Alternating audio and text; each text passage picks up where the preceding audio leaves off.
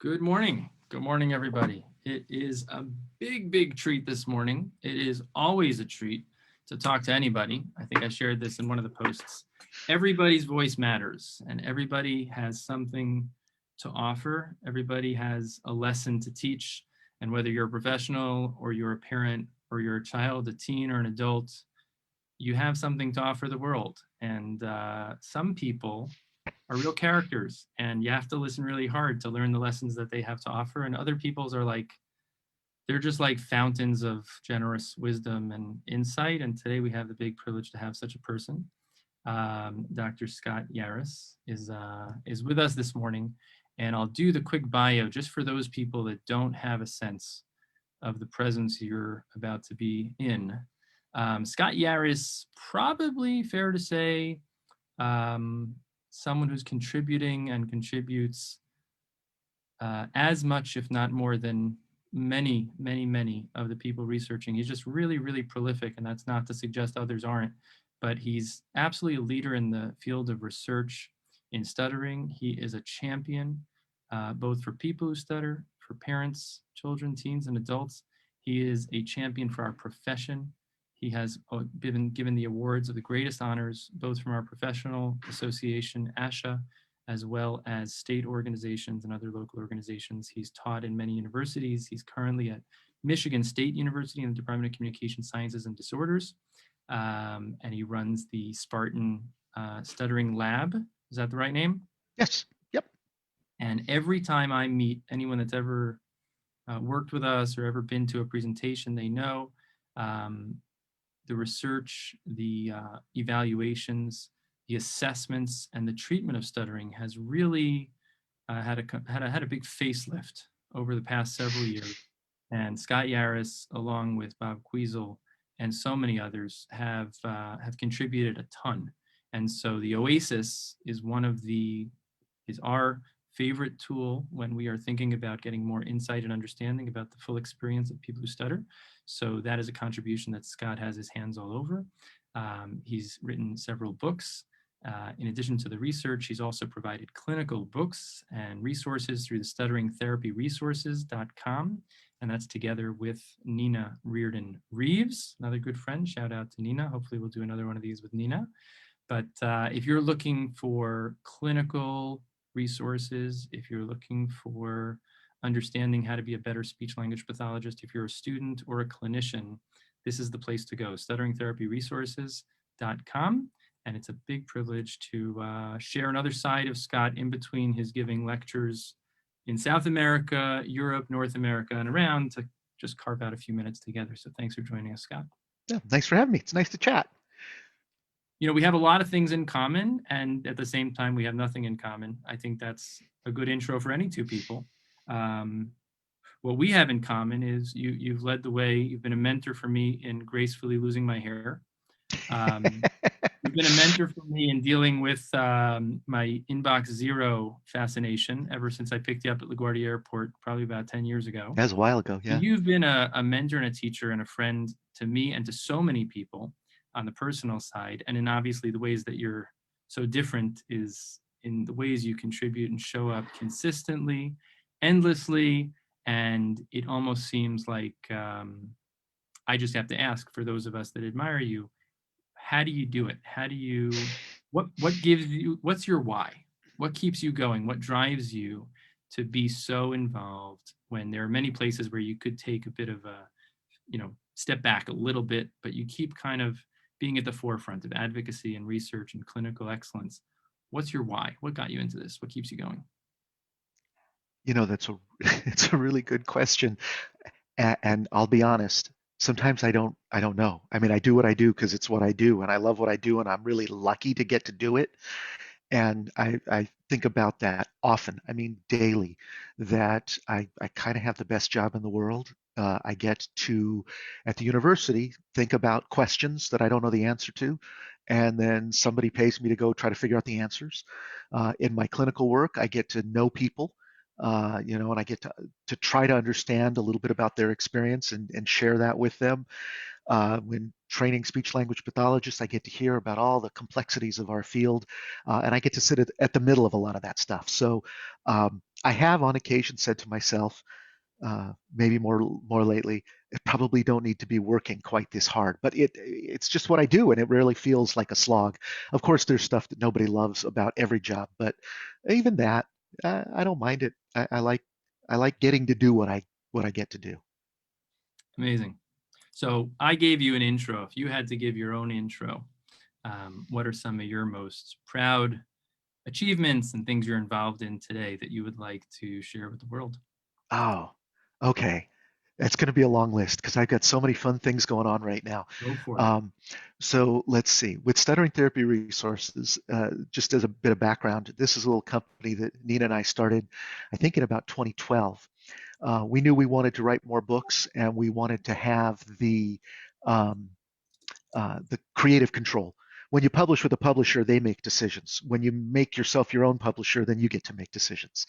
And that's just been great fun because when we have a project that we want to do, we do it. So right now we're working on a new set of activity guides. Our books are designed to help people learn how to think about stuttering. We talk about marketing them for the thinking clinician, for somebody who really wants to understand what they're doing.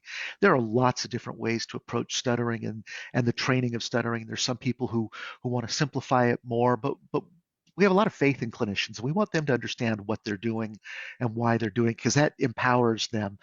But people are always asking about activities, and so we've decided, hey, let's put together. We've got binders and binders of activities that we use in therapy, so it's fun. We call them go-to guides, and the first of those may be out this year. Our annual deadline is always the ASHA conference. This year, no ASHA conference, but we're trying to keep the same deadline. So later on this year, we're hoping to have these go-to guides out. On the Oasis, I'm having a blast. We're working on the early childhood version now.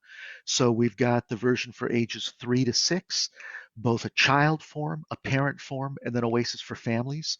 And that's being piloted right now. So that's a ton of fun. And then at work, I'm fortunate because I've just started a major 5-year grant funded by the NIH to look at one of my pet peeve topics. One of the most important topics to me has always been the variability of stuttering. And I started writing about variability with a paper published in 1997, and I haven't really stopped since then, trying to understand more about why people's experience in one situation, like a clinic or a lab, will be so different from their experience in another situation. People tell us, well, what you're seeing here today in the lab, this is not me, yet we still use those data as if they mean something. And so what I'm hoping to do with this 5-year study is get a better understanding of variability and how can we do a better job as clinicians and as scientists in understanding and assessing stuttering. And then I spent the last 2 days on all-day conference calls learning about a new pharmacology trial that will be starting in stuttering. So that's exciting too. So yeah, lots of great stuff. I missed several things too. I start teaching next week. I love teaching, remote teaching these days, but yeah, lots of fun things. Incredible.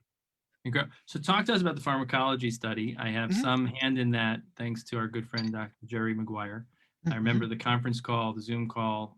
You were there, Jerry, Shelley Joe Kraft, some of the best and the brightest. And I looked at that Zoom screen and I didn't share it publicly because it wasn't a public matter, but there were a lot of other great people on that call. And I took a shot and I sent it to my dad and I said, you see all these people? I just love being the dumbest guy in the room. Somehow I got a seat at the table. But hopefully, I look forward to contributing to this question, the variability both within one person in different situations, right? So, parents, teachers, loved ones, therapists often struggle with this. It's very confounding, it's very enigmatic. Why is it that the child says he stutters? He doesn't stutter over here, or he doesn't stutter when he sings, or he doesn't stutter when he's playing football. And the variability of experiences in different situations is certainly enigmatic. So, that's a huge mystery that you're certainly going to contribute to. But then there's also the variability of the stuttering experience person to person. I'm always fascinated how people think it's like a catch-all phrase. I was wondering if you could shed a little light on your thoughts in terms of the variability of how stuttering presents for different people.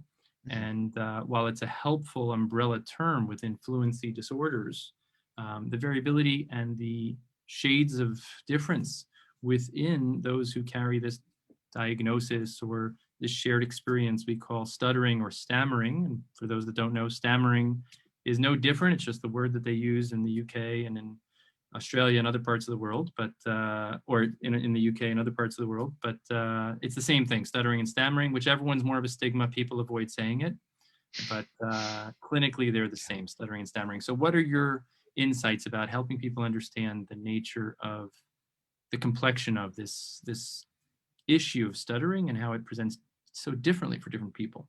It's still the Yeah, same thing. absolutely. So there's two things I want to say. First, let me, if I could, just a few more words on that variability within, and then we'll Yeah. talk about the variability between. That variability within is part of what makes it so hard for people to come to terms with stuttering, because sometimes they have difficulty doing something, and so they really want to overcome that. And then sometimes they appear to have overcome that. Why could I say it there, but I can't say it there? And one of my former doctoral students, Dr. Seth Tishner, and I just got a paper accepted. We got the final acceptance notice just this week on a paper looking at how frustrating variability is for Yep. people who stutter and comparing that to how frustrating other things are about stuttering. And it turns out that the most frustrating thing about stuttering for people who stutter in this study was the stutter itself, the fact that they get stuck. They don't like that, understandably. Okay. But the second most frustrating thing out of all the aspects of stuttering that might affect people was the variability. That was the one that was mentioned as the second most difficult aspect of the condition, because you can't count on it.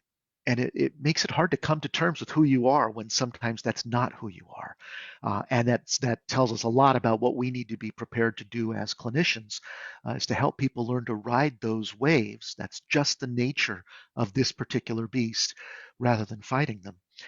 But then again, we'll take that next level then, the variability between people. Different people experience that variability in different ways.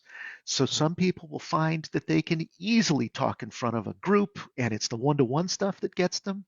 And for others, it's exactly the opposite. And what that means to me is that we have to be very careful as clinicians, as researchers, not to oversimplify the experience of stuttering for people. I understand that we need to make stuttering manageable and packageable for people to understand. I get that. But when we say, oh, yeah, I always start my therapy with this, or everybody needs to do this, or if you just do this, you'll be fine, it worked for me. Those kinds of statements really cause me concern when I see them, even from some experts in our field, even from some people who are very visible, because maybe that worked for you, great, but that doesn't mean it's going to work for someone else. And I think unless we remember that each individual is going to have their own journey and their own experiences and their own unique phenotype, if you will, of their experience of stuttering, I think we run the risk of denying people's individuality. And I see it happen far too much with, we have this little catchphrase that canned approaches can't apply to everyone. And the reason that I bristle so much about, oh, just do this, it'll be fine, it'll be easy, you can have it just makes me worry, because what about that person for whom it's not that easy? And they wonder, well, what's wrong with me? I hear he did it. Why can't I do it? Yeah. Yeah. So. We had a fortune of hosting a meetup this weekend on Sunday with Braden Harrington, Yeah, I saw. 13-year-old That's boy, great. and we made it for kids only, teens who stutter only. Hmm. And there were some wonderful events. They were so gracious. The family and Braden, I mean, the kid was on practically every media outlet. He stepped up and joined the National Stuttering Association meeting on Friday. He joined the Friends Who Stutter, another wonderful organization, on Saturday. And then he Hmm. joined us on Sunday and didn't show any sign of fatigue. Kid was an Energizer bunny. And his father is a principal. I Mm. didn't know that. A Hmm. principal, and his mom is just an amazing, intuitive, very strong, tuned in parents. And let's just say it's not everything that you see on TV. In other words, the ride is never linear. So there are a Right. lot of ups and downs. Braden has his moments, and his parents don't Sure. always know what to do. And I think for parents and people who stutter, I think that just the simple fact that the fantasy that someone else has arrived Mhm. is actually a fantasy, right? We're all of us as people are on a ride, on a journey called life. And the chapters are not finished until we leave this world. And until then, there are more chapters to be written. So whether it's more climbs or some more dips, but that's the ups and downs. So for people who stutter, I think just to recognize nobody arrives at a destination. Most people, it's a journey that continues, and you pick up tools of resilience along the way, which is a little side plug for the ISAD conference, International Stuttering Awareness Day, on October 22nd. ISAD, the theme this year is resilience and bouncing back. But I wanted to just share that what Braden said was so amazing because Cody Packer was there, and I told the teens what you're talking about, Scott. So many people out there heard that such and such program is the right program. Such and such a therapist is really the best person, the only person to go to, and they don't have success. And I told these teenagers, I said, if you've had an experience that wasn't as helpful as you'd hoped, or expectations were dashed, just know it wasn't your fault. Mhm. Just know that that Exactly right. wasn't the right fit for you, because otherwise you carry that. Too many people carry that with them, a failed experience. And then it's either a bad vibe towards that entire profession, Mhm. or even worse than that, is it's a bad feeling that I'm not fixable. Yeah. I'm not Yeah. good enough. I couldn't hack it. The program obviously is perfect. And if only I was helpable, well, I guess this really proves it.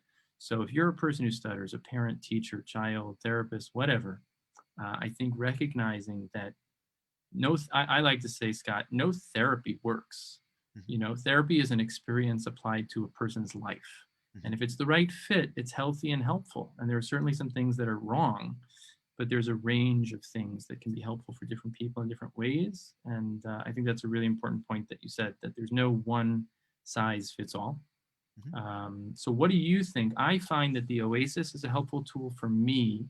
And as we do this research together, kind of figuring out what are the profiles, what are the features of different people, whether they are young children, teens, adults, what are the features that help us figure out, well, based on that, I think I'm going to pull on this, or based on that, I know I'm not going to go there.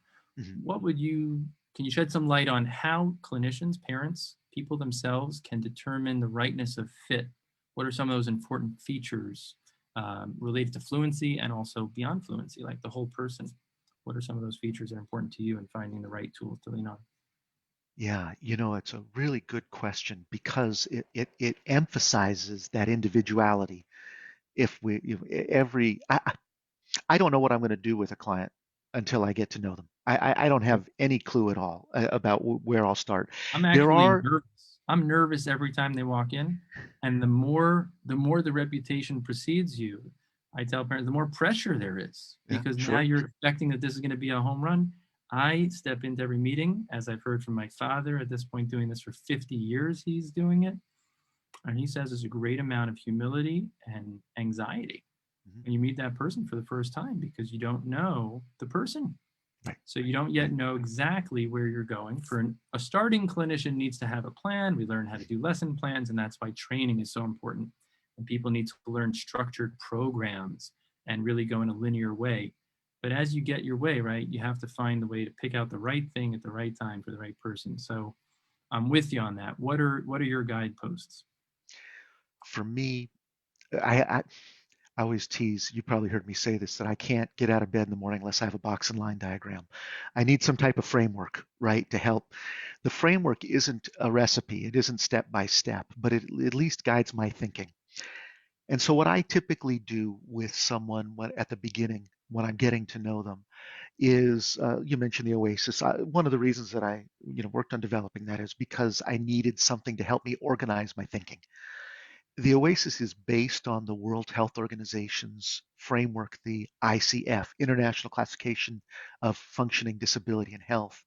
And I use that as a way of organizing the components of stuttering that might be relevant for a particular individual. I never Yeah, know. I've seen that slide so many times. I have dreams or nightmares about that slide where you've got it all going. But yeah, keep going. It's bringing we, up we all have kinds. it. We have a new one too. We updated the diagram here at the end of December of 2019. Seth and I put out a new diagram, which adds to our thinking the responses of hundreds of people who stutter to realign some of how we see that. But yeah, it gives me a way of organizing because I know that there's some of what I'm going to do to consider, at least. I don't know what I'm going to do in therapy yet, but there's some I'm going to consider that's related to that sensation of being stuck. There's some I'm going to consider that's related to how the speaker is coping with that. There's some I'm going to consider that's how the environment of that speaker is coping with that. And there's some that I'm going to consider that's related to how the speaker is affected in their daily lives. And by organizing it in this way, first of all, it simplifies it for me, but it simplifies it not just in a do this, do that kind of way. It simplifies it in at least I have some common ground to talk about with the client. So I teach my adult, my adolescent clients that, even the school age kids. We talk about the different aspects of their stuttering, how they interact together, and how the overall experience is for them. I never ask somebody, unless we're really working just on this, so tell me how your speech is. There are periods of time when we are working specifically on speech, perhaps for some people, but otherwise, how's your life? How's your communication? Are you saying what you want to say? And try to keep that big picture perspective all the way through. I just want to give a shout out for anyone that joined us. First of all, a lot of our good friends are here. I see Russ Hicks. I see Shelly Joe. I see Bob. Please drop in, drop a comment, drop a question. I'll try to get to those. I see Carmen and Greg and there's Adam, a bunch of great people. So I'll try to get to the comments and questions, but it's a big treat to have these few minutes with Scott. And I'll try to make sure we cover topics that you won't hear other places. For people that do want to get their fill of Scott, and you never really get your fill. That would be my dad. But you never really get filled, or Scott has an amazing style, an amazing way of giving a lot of practical, evidence-based wisdom that's very actionable and very digestible. So if people want to get more of you that we won't cover, where can they go, Scott? The easiest place, it's for an overview. And it's a little markety, I apologize, but just my Oh, website good. is Listen, we're all helping each Yaruss. other, and people need Yeah, to reach good information. Where can they go? my last name, Yaruss.com, has links to all the stuff. Courses on MedBridge, courses on Northern, courses with ASHA, stuttering therapy resources, of course, and then the stuff that we do at the university. It's the stutteringlab.msu.edu. So Awesome. the clinical work is mostly at stutteringtherapyresources.com, though. The work that I do with Nina Reeves, that's where the books and the blogs and the handouts and all of that stuff are. Amazing. And as much as we do, we don't have like major teams behind us. So if you're watching this and you got any of those links and you want to drop them in the comments, or Nina, if you're there and can drop it in the comments, that's great. I dropped in an article that hot off the press just came out yesterday from Knowable Magazine about neuroscience and stuttering, and many of our friends and Dennis Drana and Gerald McGuire and Scott are quoted in that piece. It's quite a nice piece, and we'll try to touch on that a little bit. So let's talk about I think you hit on something in a way that most of us know about, but the idea of there's a stuttering experience on the surface and there's a stuttering experience beneath the surface, and touching that. And I just want to highlight that the Oasis really does that. I think for the longest time, we know, the research tells us, and we just know it. And if you're a person who stutters, you know it, that there's the physical experience that people see and people hear. And then there's a very real experience of living and carrying and wondering and anticipating and creating habits and personas and different types of identities that you step into to kind of manage and deal with communication in your life. And that's as much of a part of stuttering as teaching people something physical. Speech therapists for the longest time, wouldn't you say, Scott, the biggest mistake, or old school for some, is that they focused only on the lips, right? And it really stopped there with fluency strategies, whatever they might be. The important thing today, if you're listening and you're not aware, if you're a consumer or if you're a therapist, is to make sure you're doing work that deals with the whole person. For many people, it's scary, the word counseling, mindfulness, any of these words that are kind of trendy now. Scott, can you give a quick rationale and also an approach or a way to touch that for people that get scared of that? touching the whole person, touching the counseling, the emotions, the thoughts, things that most often are not thought of as speech therapy scope of practice if you're a clinician. And for many families, they feel like, I don't think he needs a speech therapist. I think he needs someone to help him with confidence. Well, yeah, well, if it's related to stuttering, maybe a speech therapist that knows That's a lot about us. stuttering Yeah. would be the best address, because a therapist, psychologist, mental health professional would be the right person for someone that has anxiety or has depression. And there's a absolute need to know when you need to refer to a person who's a mental health professional. But can you touch on this idea of people, what they need to know about a speech therapist? If you're a speech therapist, or if you're looking for a speech therapist, a good speech therapist who wants to help kids who stutter, what do they need to have in their, toolbox or their range of ability? You bet. What does it take to be a good stuttering therapist is just a great question, because stuttering has been, for our field, unfortunately, scary. Clinicians haven't felt confident about it. They haven't felt as well trained as they'd like to be. Is one of the reasons I used to travel. I don't travel right now, but give a lot of talks. I've given more than 600 workshops all I'm around the sorry, I think world. I lost you there. How many Oh, workshops? but over 600. 600 Yeah, workshops. yeah, trying to help clinicians feel more confident in their skills, That's because why I don't like to fly with Scott, because he gets the upgrades. He's got higher status because of all those flights. I don't need more. I lost my status. Oh, come on. Didn't they freeze? We'll talk about that later. But Yeah, I think it's they another freeze time. my status in 2021. But the flip side of that is not being home. So I always tell my frequent Right. flyer friends, I don't hope to reach that status because it means I'm traveling too much from home. So there's Yeah. a cost benefit to everything. It's not all the rage, but Everything. 600 workshops, Everything. that's a lot. So I've been very fortunate to get to do that, because it's two-way learning. I get to hear what clinicians are thinking and feeling about stuttering, and at the same time, I get to try to help them feel better about their skills. Because I firmly believe that any clinician can be an outstanding clinician to help a person who stutters. Because what we know from the research literature is that the technique itself is not really where the change comes from the most. Certainly, technique matters. You can do stuff that isn't ideal for someone. So we need to know what we're doing. But the most important thing that we can do is connect with a person and let them know that we hear them and that we value them.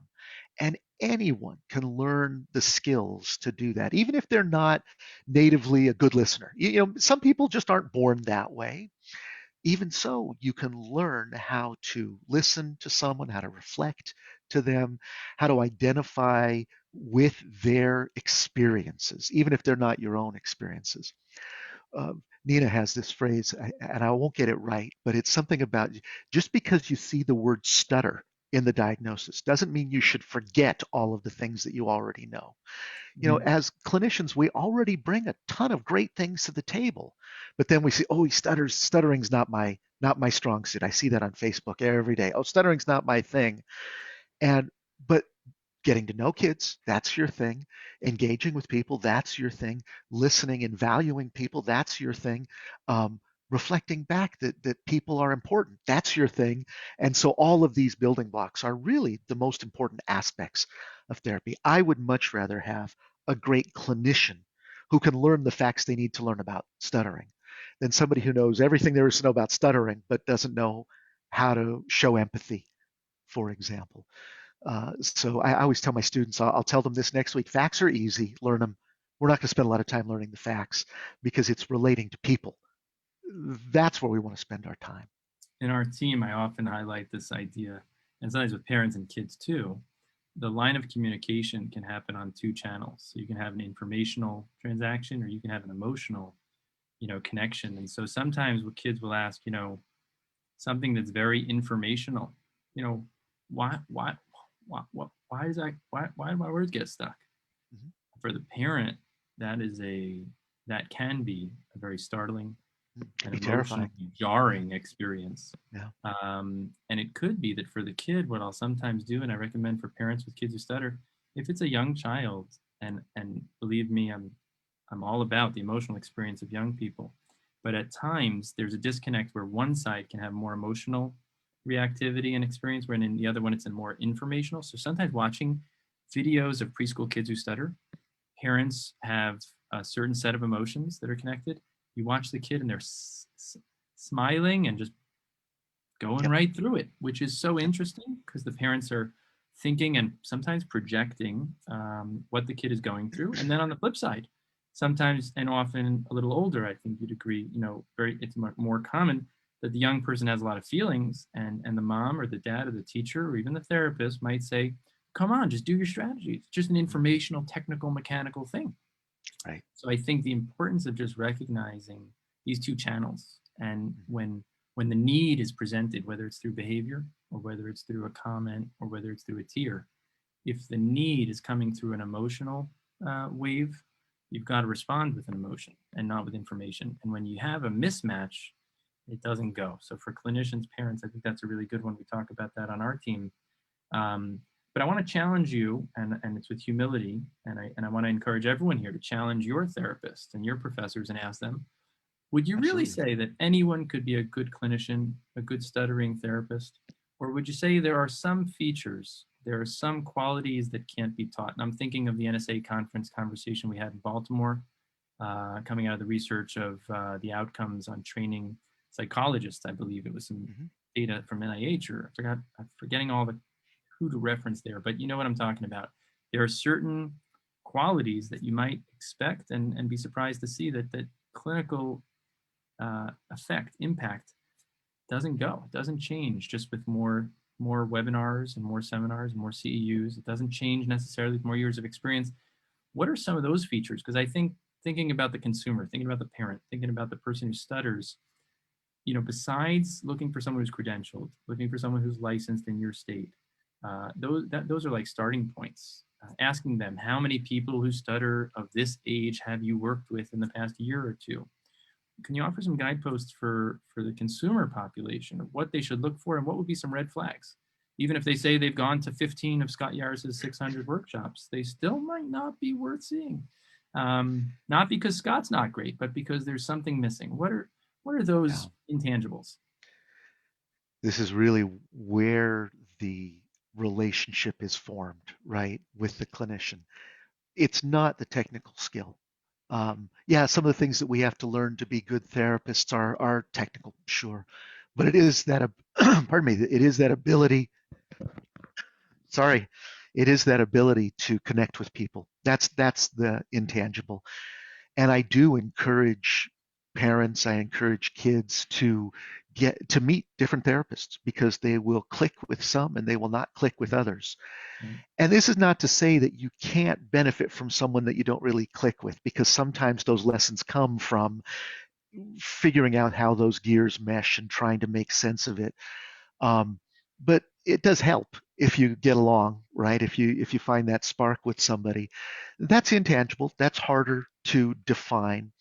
You may have been referring, I think, to the work of Bruce Wampold, looking at how, Yep. um, it's not so much the clinician's skill, so this person is technically proficient, and that doesn't necessarily make for a good therapeutic PhD, interaction. years of experience, Yeah, scores on their standardized tests. That's right. yeah, GRE. yeah. Yeah, it's more, can they relate to human beings? So I guess it's true. There are some people out there who just aren't that good at that, and I wouldn't say that they can become good stuttering therapists. But if they can relate to people, even if they don't have a lot of specific knowledge about stuttering to start. I get calls like you do from people all over the country who want therapy. I'm licensed in a bunch of states, but my private practice is not something that I can put a lot of time into. So more often than not, what I'm trying That's to why I do is, let you do what you do, and we try to build the private practice side. Perfect. right, we Complementary. can, we each We have our drink up our your areas. wisdom and try to participate and support and collaborate in every way possible. And I really believe everybody has a role to play, Absolutely. as do the organizations that do the self-help, and each one excels in what they do. And I think we're all gonna contribute to a better world when we find what we're really good at and just go all in. And that's a Mhm. message for all of us. Yeah. Yeah, There's so you're enough people who stutter in the world to go around, right? It's not where I like, would say that's the way therapists talk, and I always think, there are enough people that need help and yeah. aren't getting it, that No, it's the truth. we need to provide more wisdom and value and support. And that's why I'll make a quick shameless plug. creating free opportunities. So there's so much free content out there on our website, schneiderspeech.com. If you go to the blog page, we've created collections of short films of stuttering films from around the internet, not just our own. We've also put up for free our documentaries and our self-help course and our group therapy and these free meetups once a month on September 13th. We'll have another one. And these conversations, making people like Scott Yaruss and whatever we have to share accessible for free to more people. There are so many people, and I've come to this, Scott, in the past 2 years. You probably came to much quicker, looking at the Facebook conversations, and I won't name which groups, but some groups, there's a real feeling of frustration towards the profession.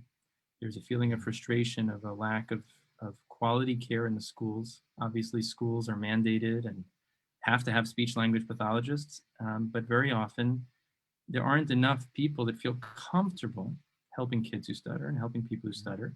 And many people find themselves not within reach. Now, if you're looking for a therapist, you can go to certain places like the Stuttering Foundation of America has a great list. The NSA can be a resource. The board specialty recognition and fluency is another great resource to find good, competent people. But in the end of the day, there aren't enough helpers. What do you think, Scott, for innovative, creative ways 10 years from now, 20 years from now, to make sure that every child who stutters is within reach of a good therapist, a good clinician? A lot of people talk about we've got to change the requirements in grad school. We've got to get fluency back on the front burner. Not every speech therapy program is giving more than a half a semester course. Many clinicians have never seen a kid who stutters.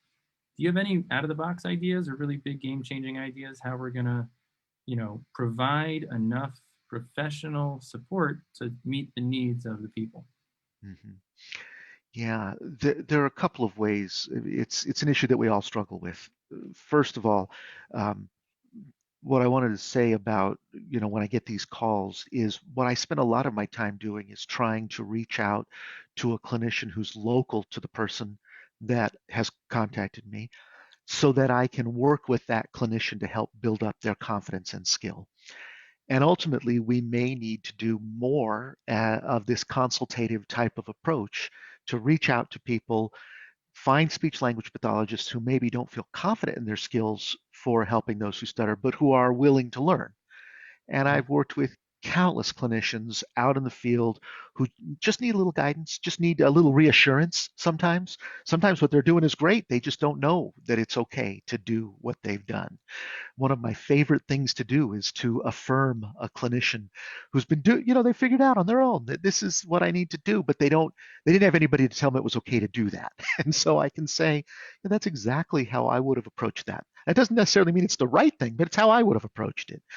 So I do a lot of that. But when we talk about the training challenges, oh, indeed, this is an issue that we're going to have to deal with eventually. And the sooner we deal with it, the better it'll be for everyone. But our field has grown in its scope of practice so dramatically. When we started out in the 50s, we had 4 areas to deal with. We had speech sounds, we had voice, we had language, and we had fluency. And now we've got easily 40 areas to deal with, but we've still got the same 5 or 6 semester master's degree program to do it in here in the US. Other countries have other requirements, but it's really difficult to fit it all in. And so on the one hand, as a person who was a master's program director and works at a university, it's very hard to make it all fit. And so I understand those pressures. On the other hand, I want my area to get more emphasis, but everybody wants their area to get more emphasis. Right. So I don't have any magic answer for this, except for that I would love to see a curriculum someday. And we've tried different ways of achieving this, not successfully, but we're trying to find a way to make a curriculum that's focused on developing a therapist. And I know some people in our field don't like the word therapist. I happen to like it. I happen to use it a lot. But somebody who can relate to other human beings, again, facts are easy. We'll plug in the facts about stuttering, Right. about dysphagia, about language, about whatever it is. But let's first focus on creating a human being who can relate to other human beings, because that's really the most important part.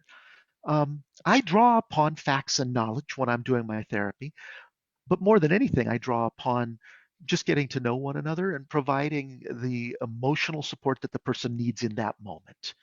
And And we can that's why do that. I think two thoughts on that. I'll throw a really creative idea out there that I haven't shared with you. I shared it with a few other forums of conversations and conference calls. I think that the ideal clinician has to have a good head and a good heart, you know, and in grad school, you generally don't work on hearts. You know, you come in with a good heart. You know, it's hard to take someone who's more facts and figures oriented, might have the great future in research, um, and they might not be cut out for being a therapist. They might not be the people. They might not be the problem solvers. And I think another ingredient, in my opinion, if you think of the greats in therapy, are friends who are really the leaders and those who paved the path before us. They're generally people who went through their own journey, whether it was with stuttering. There are fantastic therapists. In fact, the field was started by people who stutter. Many of our colleagues and friends are people who stutter, who've then dedicated their professional life to this issue. But I think aside from that, if you've done good personal work, I think I would just suggest that's a great compliment to being able to meet someone where they're at in an honest way, in a real way, in a humble way, and in a helpful way, that you've gone down some road of personal growth or overcoming challenge and adversity. That's the universal experience that stuttering presents. So if you want to be a good therapist, you got to know something about adversity and bouncing back. Um, that's a thought. In terms of the clinicians, I'm going to throw out this idea, and anyone listening, feel free to contact me on this if you have feedback, if it's crazy or if it's a great idea. I thought, and I spoke about this on a walk with, I'm blanking who, but I'll tell you in a second. The thought is, what if we could identify those students around the country, there's one or two in each graduate school program, who show an interest in fluency. And instead of finding them later when they show up for CEU workshops and they have to pay their way into workshops and CEUs to become specialists, and instead of trying to get everybody to be great at helping kids who stutter, what if each program could identify, and we could create almost like a Fulbright scholarship or a fellowship of identifying around the country people who show interest and potential to be great and cultivate them early on with a digital network of people like yourself. We can contribute to cultivate these students to become great and to build within that a community that would support and nurture that professional experience. And then what we could do is we could cross-pollinate, you know, real more people who know what they're doing across the country. I don't know who's into it, but I was wondering, just besides the money and besides the support it would require, what do you think of an idea like that? Anything that we can do to help connect people who have similar goals is a good thing. There's no doubt about that.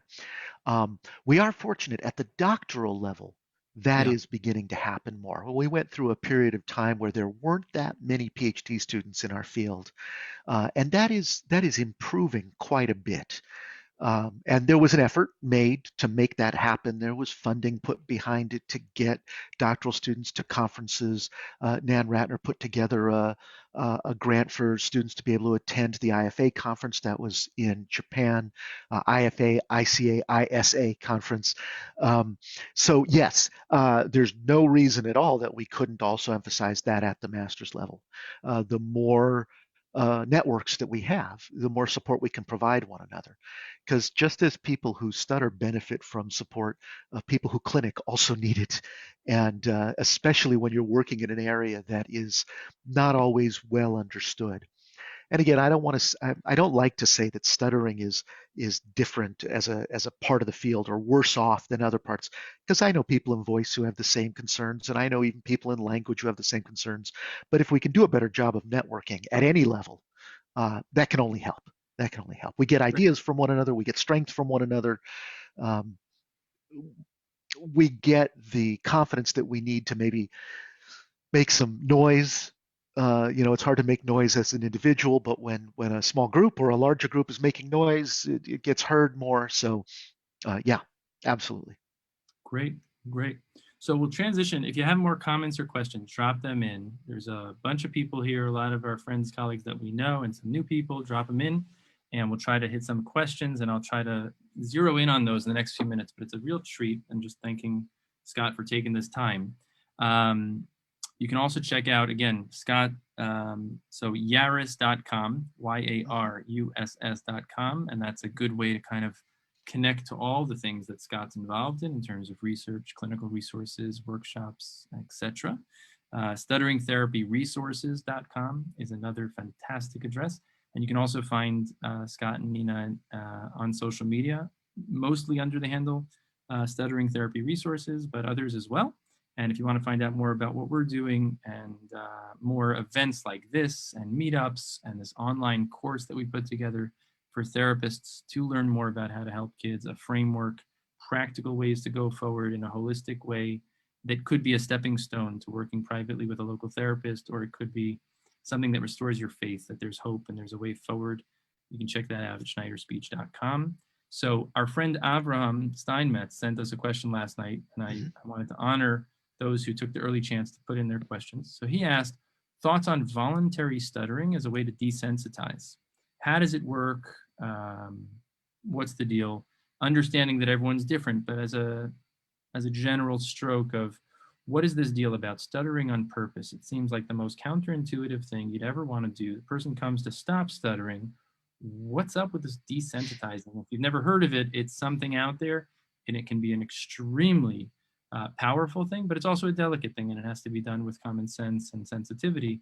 Pseudo-stuttering, stuttering on purpose. How does that work, Scott? Great question. It's really interesting. A lot of people use it. It's been in the field for a long time. It's a technique that's used specifically to help people reduce their fear. Oddly, there's very little research on it. And in fact, one of my doctoral students, Karen Herring, many of you would know Karen from Stutter Talk and from her work with Shout out to Karen. friends. B team. Yeah, the B team. Yeah. Look up This is what her stuttertalk.com. You can hear Yes, a lot please. of great stuff, Karen stuff. It's all there with many others. Yeah. Yes, absolutely. That's her dissertation topic, is to take a look at this voluntary stuttering as a form of desensitization. Desensitization has been around forever. We know that this works. If there's a thing that you're uncomfortable with, one of the ways to reduce that discomfort is to face that thing. But you're uncomfortable with it, so it can be very difficult to face it all at once, right? And so this gradual approach of touching the thing that scares you, allowing yourself to experience it, but in a safer environment is the idea. And voluntary stuttering is a way of helping people who have a fear of stuttering begin to reduce that fear of stuttering. We all know that it's valuable when we use it in therapy, not necessarily for everybody because everyone's different. But again, the literature is very thin, and we need to have a better understanding of, for example, some of the questions. How fast do you move? Is it the same path for everyone? What if someone actually doesn't want to go down that path? Can we still help Right. them? The answer is yes. We just need other paths. Right. So there's a lot of questions that we don't know. However, as you said, Ori, it can be a very powerful technique for people to reach out, touch their fear, get to know their fear. My adult clients and I talk about experiencing a stutter, whether it's a real stutter or a fake stutter, and allowing yourself to be in that moment. It's a mindfulness exercise to roll that moment around in your mouth like you might savor a fine wine and to just be with it. And that can be very hard to do when it's a real stutter in that moment because of all the other emotions. But taking a fake one and just creating the surface manifestation. It's not a real stutter. It's not got that under the surface manifestation, that stuck sensation of losing control. But being able to experience that surface part can help to break down some of the discomfort. For kids, we don't talk about wine, of course, tasting a good bit of chocolate. Or We'll like you do might, wine tasting. Some of the pictures in that slideshow, and I'll try to make one for Jerry too. We'll have that little video I made. I pulled up some time where we went to that winery together. yes, So we don't indeed. do that with kids. No, No, that was and, an and adult outing. have you ever taken an M&M though, and instead of just crunching into it, just Yes. letting it be there, and Yep. first you got the color, and then you got the candy part, and then you got the milk chocolate part, and Yep. you're thinking about it. It's just a mindfulness That exercise. is a shout out. If you go back to the conversation I had about 2 weeks ago with Dan Greenwald, he said that that was such a breakthrough moment. Mm. That kind of mindfulness exercise, he did it with Adriana de Grandes, and he said that that was such a powerful Oh, thing. good, good, yeah. I would just add to, or just share for Avram and for others that are thinking about this exercise. First of all, for the person who stutters overtly and very well, they stutter a lot, very strong, and they can't really speak in any other way. It would kind of be unnecessary because they're already stuttering so much to ask them to be open and stutter openly. You can play with modulating it and ramping it up a little bit or ramping it down a little bit. But the people that I think benefit most are those that are kind of like in that mid range. The people that also don't respond well are those that have tremendous amount of anxiety. So I'm thinking of a particular client that we're going to co-present at the ISAD conference, and she and I are actually meeting later today. And I worked with her, and she came to me so traumatized from a previous therapist, a very good therapist, and I never knew what the issue was, what had happened. It took a year of building trust until she told me that the therapist asked me to do some pseudo stuttering or asked me to step into a space that I wasn't ready to step into. And because of her temperament, because of the way she was wired and the way she was at that moment in her development, something that was very reasonable, clinically made sense, it was justified, was just not the right fit for that Much. person at that Yep. moment. A year later, she texted me before our meeting. She said, "This today, I want you to make me make a phone call." Now, I had promised her I will never make you do anything.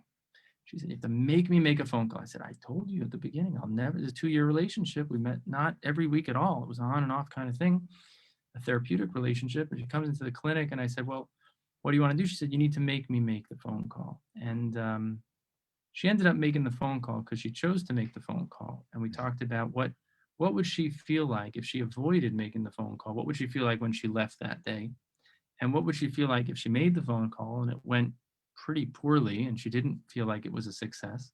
And what would she feel like if she did it and it actually went better than she expected? And we kind of had to hold all those possibilities, and she stepped into it. But what I think about with her, the first time I did voluntary stuttering was a gentle way to back into it is to tell the person, "Would you like to do this exercise?" An invitation.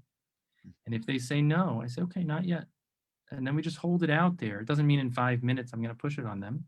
But the next move might be I'll say, "Well, I'm going to do it. You tell me how you want me to stutter, and I'll call Zappos or some other phone line or pizza or whatever and do it." And gives them a chance to vicariously experience it. And then at some point, they say, "Hey, give me a turn. I'm ready." And it's amazing what can happen. But I would say tread lightly because it's a very powerful maneuver, and anything that's powerful has to be done judiciously. So with the impact also comes responsibility. Um, Another question for you, Scott. People want to know about the genes, genetic research and genetic findings, and what to make of that, and what relevance does that have in terms of prognostic forecasts and therapeutic decisions, if any. Sure. And then I Oh, want to talk about the pharmacology. So I don't know if you want to sure. wrap them together. Sure. Well, what we're learning more and more is that stuttering has a genetic component to it in many cases. That doesn't yet mean that as frontline clinicians, we'll be drawing blood or taking a cheek swab from our clients. Just a shout out to Shelley Joe Kraft. You're on deck, so you're invited. Yeah. But right, in fact, that would be my next sentence is we definitely want that information for research purposes. And Shelley Jo Kraft at Wayne State University here in Michigan is the leader in this. There are many others doing good work, but I often look to Shelley Jo's work on this because she is doing some of the biggest studies in the world looking at these genetic factors that play a role. It's complicated. It's not just, oh, this person has a stuttering gene and this person doesn't. It's not like that. But for our purposes as frontline clinicians, stuttering tends to run in families. And it's not because you picked it up from your grandparents or your cousin, you got it from your cousin. It's because of that underlying genetic difference. And where that becomes important is that the genetic differences lead to neurological differences. That's Talking. I need to get my okay. plug. If I Oh, disappear, keep I talking. hate when that happens. Crazy. Yep. It shouldn't have happened. Keep going. It's okay. I'll keep talking. You'll be back. Those genetic differences are important and meaningful because they lead to physiological differences. They lead to neurological differences. And that's really where the origin of stuttering ends up being. It's not a behavior. It's not just something that you pick up or something that you learn because it's just a difference in the brain. It's just a difference in experience that people have. And knowing that is tremendously important. Oops, I think we may have, oh no, he might be back. um, Knowing that is tremendously important for taking some of the blame out of stuttering. Often people who stutter feel like they must have done something wrong. Often they feel like their parents may have done something wrong, or the parents themselves may worry that they've done something wrong. But it's tremendously important to know, no, that's not how stuttering works. There's no blame to people who stutter. It is just a difference. And when we know that, when we truly know that, then it becomes much, much easier to say, hey, it's okay to stutter. You're not doing anything wrong when you stutter. You simply stutter because your brain is different. You simply stutter because of the development. And I've worked with people for whom, on the one hand, they think, oh, if it's in my brain, does that mean I can't change it? And it doesn't mean that. Um, but it also means that, okay, it's not that I did something. So yeah, I think that stuff's important. I don't know if we're going to be able to get Uri back. He's disappeared. I can just keep talking forever. Oh, here he's going to come back. Yay! Oh, back on the phone. Great. What did I miss? Did they say anything good? Oh, no, nothing much. Just talking about the fact that having this understanding about the underlying neurology and the underlying genetics can help to reduce some of the blame that people put on themselves and that parents put on themselves. And that's an important first step toward easing the burden of stuttering. People who stutter Beautiful. often carry that weight around, and letting them know, oh, that they didn't do anything wrong can make a difference. We've Absolutely. got two worries now. Uh, there we go. That's way too much worry. Hold on one second. Great example of adaptability, though. Stuff happens, we roll with I it. call this a stuttering moment with technology. One second. Yeah, you're coming back.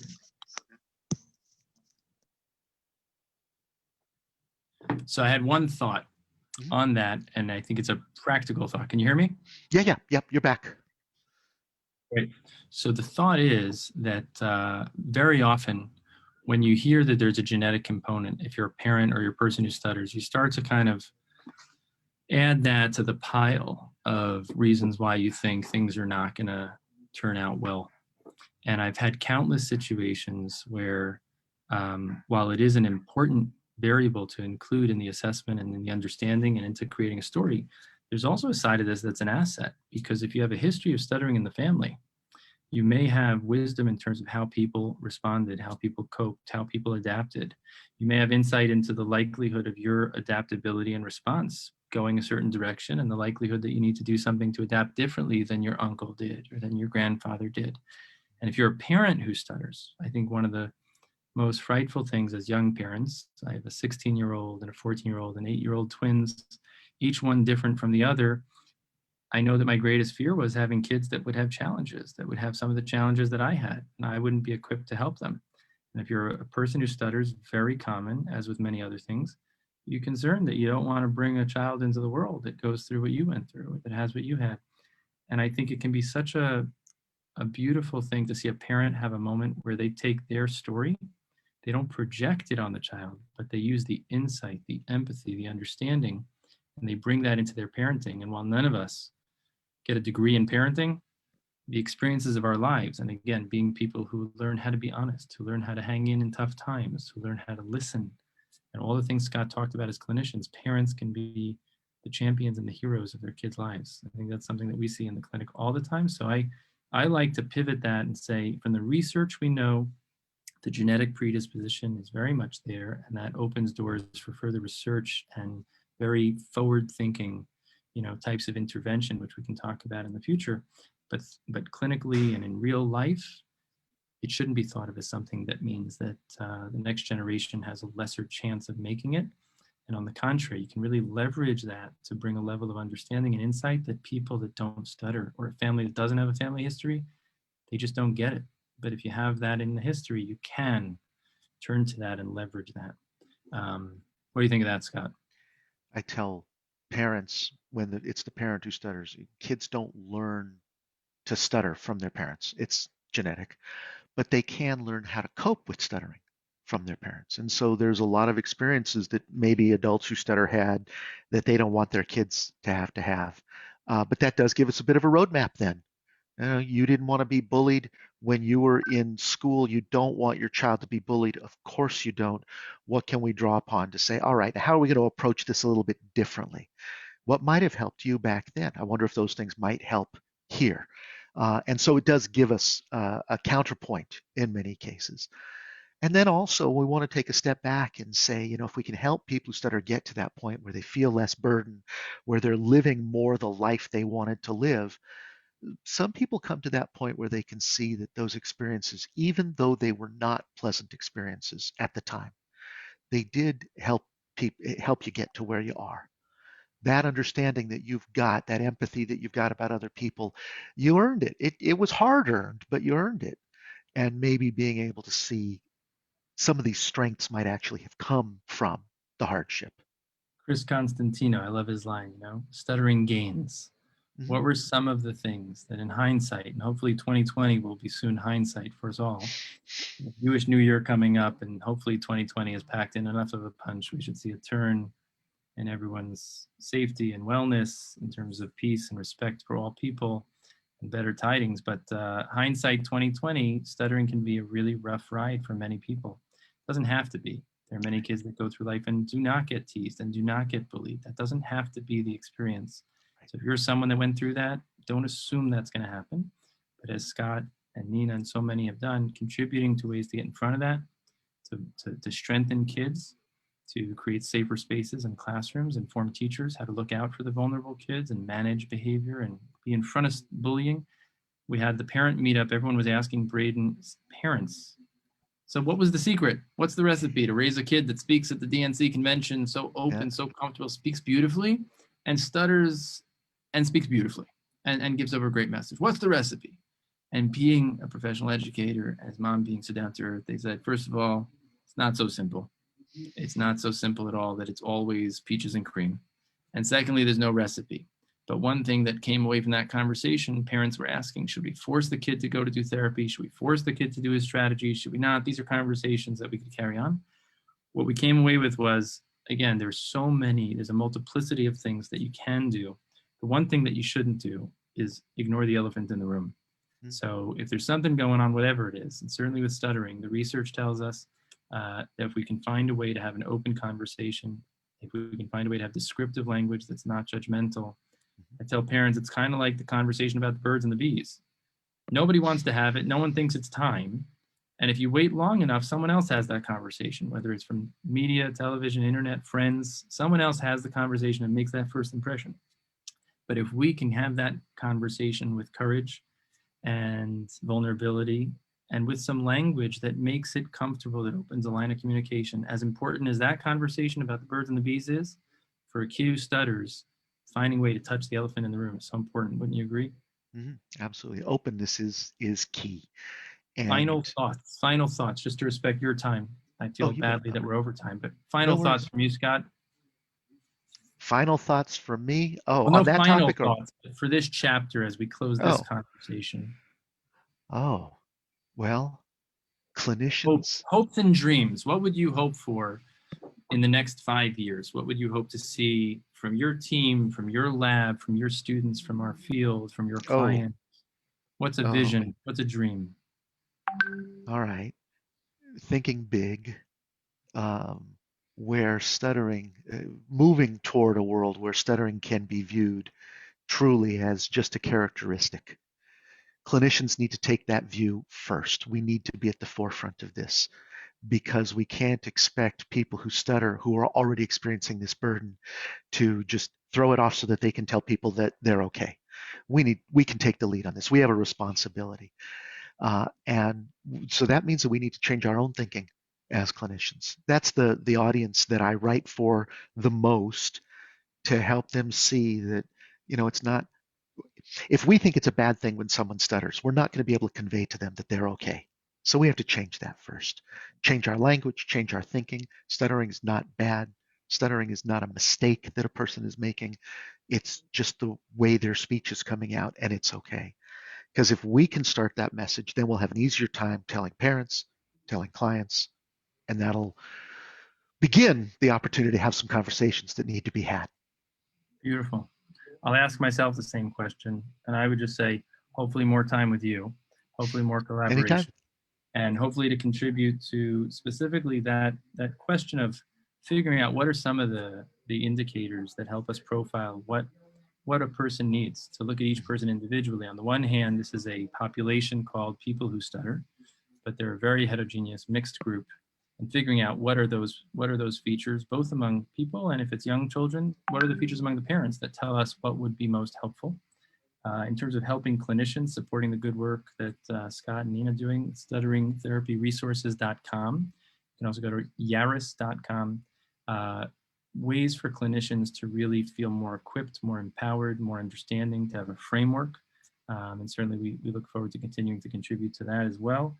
And then also making stuttering therapy good experiences to support people who feel stuck, people who feel they can't say what they want to say, people who feel like they're burnt out from what the world has to offer them and they just kind of have to resign to their fate, to make real wholesome opportunities available to those folks. Because both of us know, Scott, there are a lot of snake oil people out there selling cures and promising the moon, and it doesn't help.